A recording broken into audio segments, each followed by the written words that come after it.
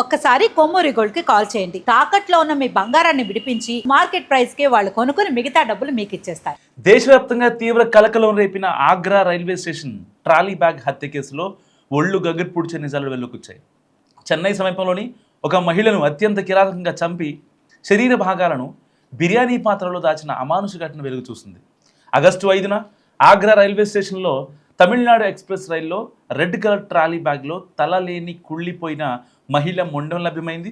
Agra railway పోలీసులు case నమోదు చేసుకుని దర్యాప్తు చేయగా మృతురాలు ఒడిశాకి చెందిన హయాతున్ నిషా అని, ఆమె చెన్నై గూడావాంచేరి ప్రాంతంలో నివసిస్తూ పనిచేస్తుందని గుర్తించారు.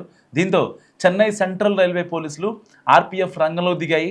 ఆగస్టు 3 రాత్రి చెన్నై సెంట్రల్ రైల్వే స్టేషన్లోని 4వ ప్లాట్ఫామ్పై ఉన్న సీసీటీవీ ఫుటేజ్ని పరిశీలించగా ఒక మహిళ, పురుషుడు అనుమానాస్పదంగా ఆ ట్రాలీ బ్యాగ్ని తీసుకెళ్తున్న దృశ్యాలు రికార్డ్ అయ్యాయి. సో మొబైల్ సిగ్నల్స్ ఆధారంగా నేందుల ఆచూకీని చెంగల్పట్టు జిల్లా గూడవంచేరి మసీదు వీధిలోని ఒక అద్దె ఇల్లుగా గుర్తించారు.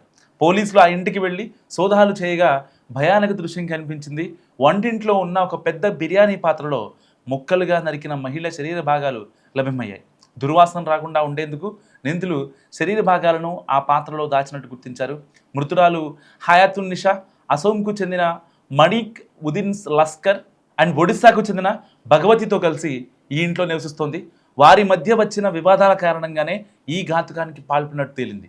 హత్యానంతరం మొండాన్ని ట్రాలీ బ్యాగ్లో పెట్టి రైల్లో వదిలేసి మిగిలిన శరీర భాగాలను ఇంట్లోనే వదిలి నిందితులు పరారయ్యారు.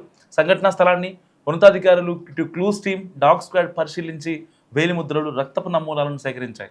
పరారీలో ఉన్న మణిక్ ఉదిన్ లస్కర్, భగవతి మాజీల కోసం ప్రత్యేక బృందాలు ఇటు అసోం, ఒడిశా రాష్ట్రాలు బయలుదేరాయి.